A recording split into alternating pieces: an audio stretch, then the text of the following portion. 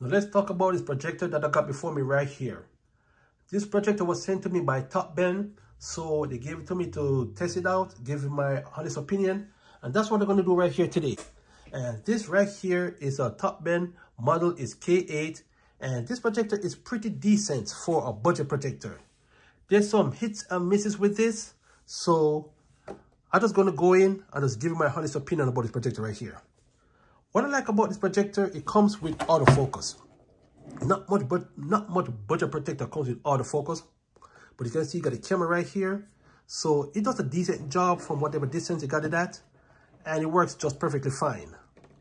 And if you're the type that worried about your lens, your projector lens getting dirty and damaged, it comes with a retractable one right here, so just slide it to the left and slide it to the right. So the lens cap you're worried about losing, you don't worry about the fear no more, because you already got one built into the projector. One thing I like about the projector, if you don't want to use the remote, you got the touch sensitive buttons on top right here, which is pretty cool. So you just for your power, your back, your other controls right here, that's great. Now, one thing about projectors that's always bothersome, they tend to come with very anemic speakers, and this speaker on the projector, they're pretty loud, they're impressive. I'm impressed.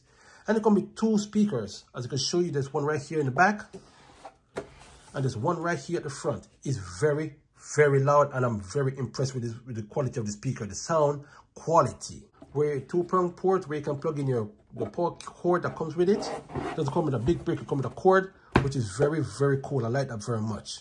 Also, nice little two-tone right here with the silver on top and the linings, and this right here is black. That's pretty cool. That's pretty cool. All right, let's go to the back of the projector real quick.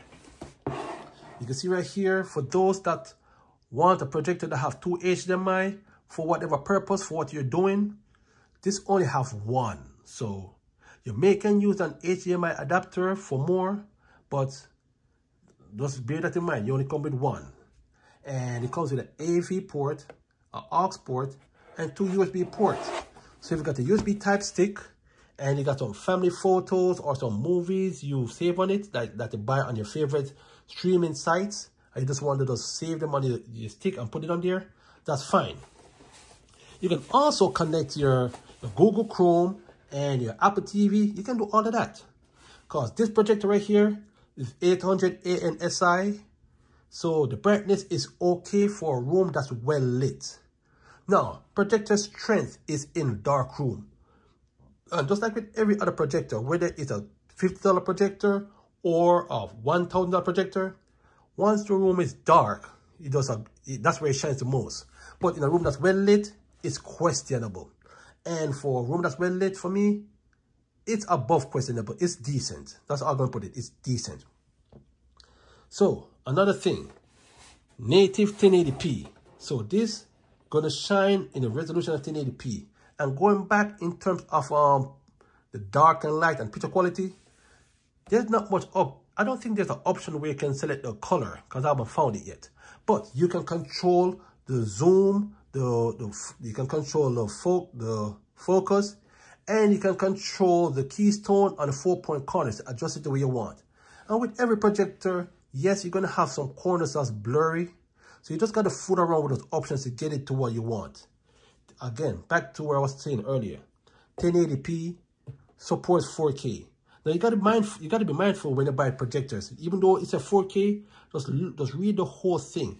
It's a 4K support.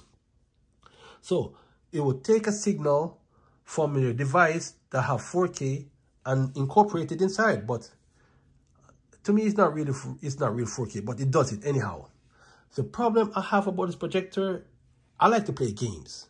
And if you got your Legion Go, your Ally, or connect your PS5, Xbox, whatever it is on this projector right here, the maximum resolution you're going to get is 30 FPS, no matter what you do. So I don't think, unless I misread it, where it tells you what kind of HDMI port this is, if it's an HDMI 1.4 or HDMI 2.0, my thinking is this. With most HDMI 2.0, the maximum FPS you will get is 60. But with this, I'm getting nothing more than 30, no matter what I throw at it. So I would take a wild guess and said, this is HDMI 1.4. So, but it's not bad, but don't expect to get 60. So that's where it will be disappointing for some potential buyer who want to play games. But if just to watch sports or to watch some movie, this won't disappoint. Like I said, even though it's 800A and SI, it's still pretty bright. But what's going to impress you is the quality of the speakers. Like I said, it's very loud. It's a very good projector.